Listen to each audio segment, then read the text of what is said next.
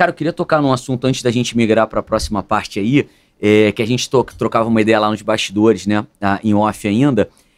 Uma coisa que eu achei muito maneiro, assim, da tua parte, que você falou assim, pô, cara, eu tô num clube e aí eu tenho essa ideia muito do professor.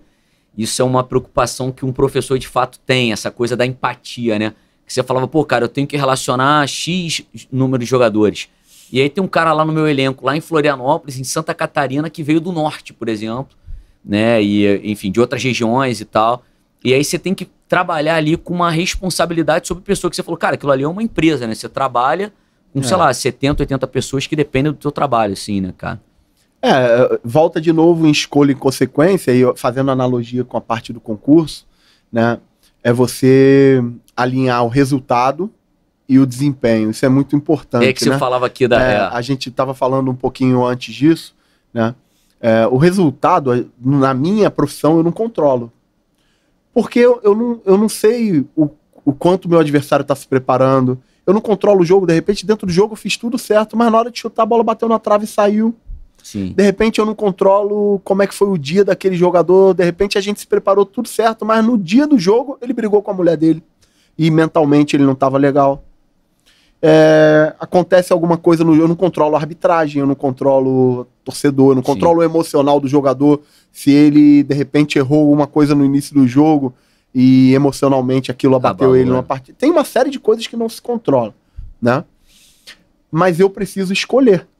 Escolher a forma como a equipe joga, eu preciso escolher os jogadores que vão iniciar a partida, os jogadores que vão para o banco de reserva, os jogadores que não vão ser relacionados. E a gente estava falando sobre isso, porque cada um daqueles jogadores, você falou da empatia, né? Cada um daqueles jogadores, para mim, é um vitorioso, é como se fosse um cara que passou no maior concurso do mundo. Porque assim, ó, pensa comigo, eu não tenho a menor dúvida do que eu tô falando. O cara que hoje consegue jogar num clube de futebol de altíssimo nível e ter consistência, ele passou num processo seletivo muito mais difícil do que qualquer concurso que você me falar aí. Sim, eu imagino. Qualquer concurso. Porque assim, ó, o garoto, ele chega num clube de futebol, às vezes, com 11 anos de idade, tá? Ele chegou lá no Flamengo, no São Paulo, no Palmeiras, no Corinthians, com 11 anos de idade. Ele passou na peneira. Beleza. Aí ele vai lá, 11 anos, 12 anos, quando ele faz 13 anos, ele muda de categoria, ele vai pro Sub-13. Chega no Sub-13, é um outro treinador. E ele precisa mostrar para aquele treinador tudo de novo. E mais, toda semana tem 50, 60, 70 garotos fazendo peneira para tomar o lugar dele. Imagina, toda semana tem ali a peneira de 50, 60, 70 garotos querendo o lugar dele. E ele tá tendo que ser consistente ali com 13 anos, mostrar tudo de novo para um treinador que é diferente do que aprovou ele com 11 anos. Aí ele faz 14 anos, aí com 15 anos, ele vai para uma outra comissão técnica. E você, conforme vai subindo de categoria, por exemplo, com 11 anos, você tem um grupo ali de 35 garotos. Quando você sobe pro Sub-13, o funil já diminui, já sobe em 30. Aí quando você sobe pro Sub-15, já sobe em 25. E quando você sobe pro Sub-17, já sobe em 18.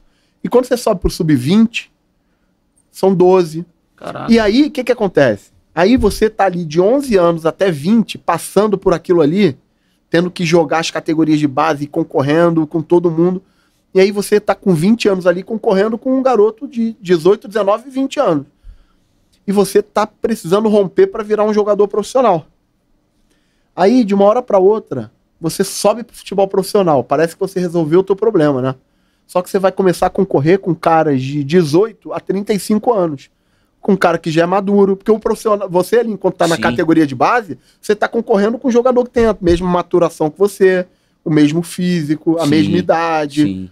Na hora que você vai pro futebol profissional, você tem 18 anos e precisa mostrar serviço na mesma coisa que o cara que tem, o Thiago Silva, que tem 39 anos e jogou 15 anos na Europa no altíssimo nível. E você precisa entregar resultado igual a ele. Ali você não é mais visto como garoto.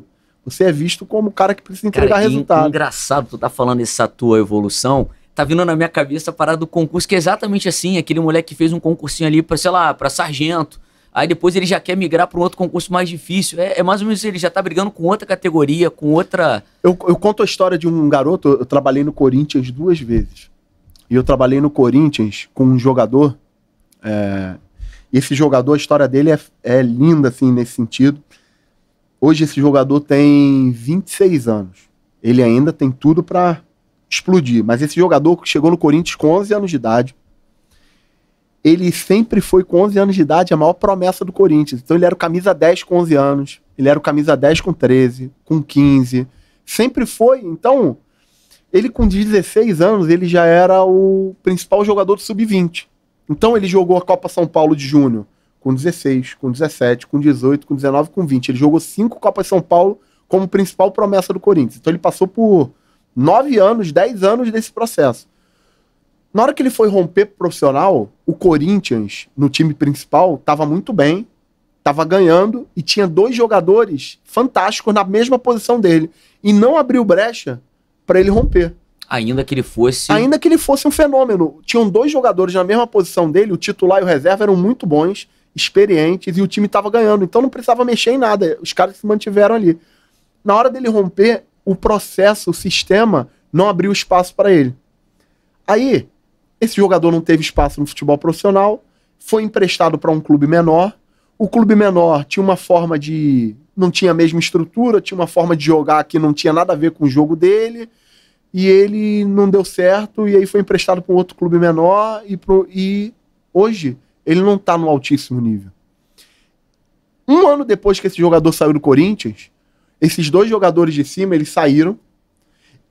O reserva desse jogador, que passou a base toda jogando, subiu pro profissional, jogou no profissional do Corinthians e foi vendido pro alto nível. O terceiro reserva dele subiu pro profissional, foi vendido, tá no altíssimo nível. E ele, que sempre esteve à frente desses 2, que era melhor do que os 2, pela circunstância, não conseguiu ir. Mas, Aí você imagina o pensamento desse cidadão, ele olhando, falando, cara, eu era melhor do que esses 2 caras que jogaram, que foram vendidos, tiveram oportunidade, só que eu não tive a minha oportunidade. E aí quando eu falo que às vezes as coisas não são controladas, porque o esporte tem dessas coisas, né? Hoje em dia, os clubes minimizam isso com mais processo, né? Hoje em dia, isso aí é um pouco mais minimizado. Mas na época não tinha tanto, era seleção natural. sim. Tá aqui, ó, te jogam na selva, entrega resultado. Não. Aí...